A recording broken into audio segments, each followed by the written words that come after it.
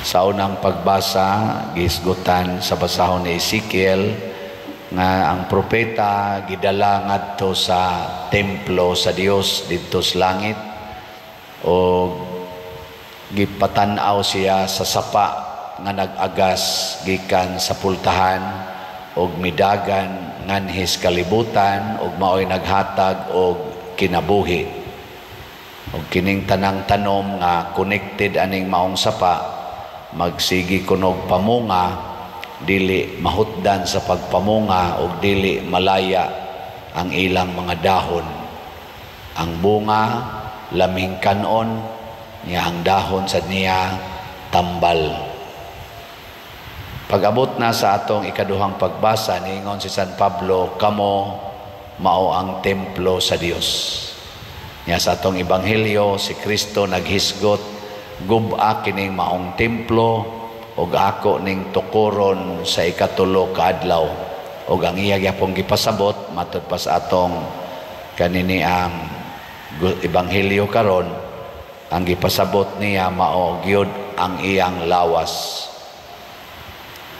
Gilingi mong tupad na templo pakas Ginoo na kayo sahay ra ba dali kay tang mahimong templo sa demonyo. Kanus ama na mahitabo kon matud pa ni Kristo, ato nang himuong merkado ang atong templo. Og unsa man ang merkado nga yang gipasabot, kanang sigig pangwarta, siging pamaligya, siging negosyo para aning atong lawas nga lumalabay. Mabita na kung gamito na nato ang atong lawas sa pagpakasala, aron lang ta makakwarta, mahimog yung hugaw ang lawas. Sama anang dili lang ni pagtamay, pero sala manggid ng prostitusyon, sala sad ng mga porn, sala ng mga kaning mga malaway nga paggamit sa lawas. O naay pipila sa ato mga igsuon nga nalipat, gigamit ang ilang lawas aron makakwarta. Apil na ng prostitusyon, kanana ang porn, o kanini ang pagkabit-kabit, kay kasagaran sa nagkinabitay para raman gyud sa kwarta, dili para sa gugma. Apil na sana ka ng pagpuyo-puyo, nganong dili man magpakasal, kay wapay kwarta. Sa ato pa ang sentro sa ilang desisyon mao ang kwarta. Motong gipanglimbuad ni Hesus ang mga lamisas kwarta, gipanglabay niya mga sinsiyo, aron pagpakita nato nga ang kwarta wa nay kapuslanan, dili na makahatag og kabalaan sa templo. Kita ra ba dinhi sige tagbaligyag slat unsa man ni pangwarta ni o paglimpyo sa templo. Wa mo kibaw. Kanus aman ang kwarta magamit sa paglimpyo sa templo. Si Kristo mi welcome sa kadtong mga arang-arang pagkabutang or mga dato nga nagsunod niya, sama ni Jose sa Arimatea, kadtong mga babae sa Jerusalem, sama nilang Nicodemus, ni welcome siya o giunsa man paggamit nila ang kwarta, sama nilang Sakios o kadtong mga kobrador sa buhis, gigamit nila ang kwarta nga nagsunod na sa misyon ni Kristo. O unsa may misyon ni Kristo mga igsoon, aron tabangan ang mga labing ubos. So makalimpyo ra din ang kwarta sa atong lawas kung ang atong kwarta gamito na nato sa pag-atiman sa mga labing ubos. Kanang mga taong way kwarta, gitawag na nato sila the least, the last, and the lost. Sige, laing lingi sa imong tupad ing na tagay niya kog kwarta. Ana nya mangutana din na siya, unsa man ka labing ubos ka, ing kahaw na sa ko'y kwarta. Dili na maayong pagkagamit sa kwarta. Mao bitaw ang atong iampo ang atong mga leaders sa atong nasod ug sa atong simbahan, leaders sa tibuok kalibutan. Mayo unta gyud no nga sila mahigugma gyud sa ilang mga taong giatiman. Kita ba labi na ako isipari mahigugma gyud unta ako sa mga tao dili sa kwarta nga mosulod sa akong kamot. Karon dinhi sa atong nasod daghan kaayo ang nag-away natong mga political leaders apil na sa dinhi sa simbahan nga ang isyu ra gyud bahis kwarta niya naiuban mo buhat og kaning pangsuborno kaning gitawag nato bribery sa mas gibuhat sa mga high priest ngadto ni Judas ilang gitagaag kwarta si Judas aron mubudhi ni Jesus. Niya say daghan sa atong mga leaders sa atong nasod karon og sa simbahan nga tungod sa kwarta mibudhi sa lawas ni Jesus, the church, ang katawhan.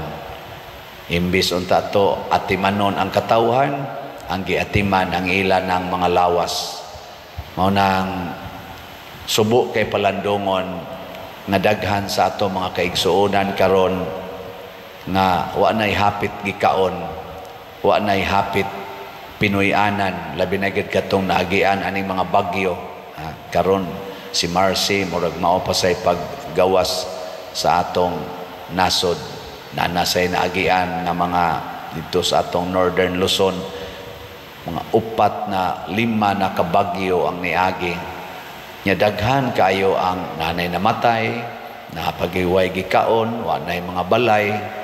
Samtang ang uban natong mga kaigsuonan, labi na gid ang atong mga leaders sa gobyerno, purting nindutag mga balay, nindot kay mga sakyanan, nindot kay mga gisulob, wa magproblema. Pero wa gid sila moadto didto aron pagsigi og buhos anang tanan nilang mga natigom nga minilyon o binilyon paganing uban aron itabang aning nagkalisod. Usahay mantinil kaayo no, mantinil kaayo. Mao nang naron na sa atong social media makita man nato gagmay mga para iatop sin ang mga plywood nagbaog-baog ang lawas. Maunay atong itabang sa nawadaan nagbalay mura magsubo kay palandungon samtang ang uban nato mga kaigsuonan minilyon man ang kantidad hasta guys ila mga ginagmay mga gamit minilyon man. Matud pa ni Kristo ipamaligya kanang tanan og ihatag ang halin ngadtos mga kabos. Ako sa akong gamayng pamaagi mao ning moingon jud ko dili ko mag-celebrate sa akong birthday karon in a celebration na ako ray malipay ug ang kita ray malipay dinhing mga suod nako hasta akong pamilya wa ko mag-ingon nga mga onta or unsa diha wa gyud hasta ning ako mga staff dagko naman sa ning mga tiya ng uban ani wa nay kaunay atong ipalit og slot kining atong para ikaon kanang inyong i-donate nako para las akong isulob ana ipalit na ninyo og slot kay magtukod tag mga balay para sa atong mga kaigsuonan manghatag tag pagkaon mga bugas ngadto dinhi sa atong parokya ni ay daghan kay dinhi nga naglisod. Mo nang salamat ninyo nga namalit og slots. Salamat ninyo nga nibati. Ming kapader, daghan man kaing tabangonon, di na lang ta mohuna-huna gyud nga ato yung tabangan ang tanan. Igo na tingali kaayo nga maghimo gid ta labing menos 61 ka balay ang ato rong himuag balay. Aw 61 ka balay ba ang atong himuon? Labing menos. May na lang na.